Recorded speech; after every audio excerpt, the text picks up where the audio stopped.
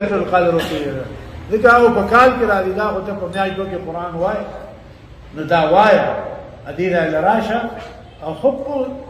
اجزای سره تواضع سره کینا والله نه سوال وکړه تو ګوره چې الله تعالی دې درکوي که نه دا مې درته وښوښه یاد ساتئ دا لیلة القدر د قرآن دی او الله تعالی دې موږ تاسو له همیشه توفیق راکړي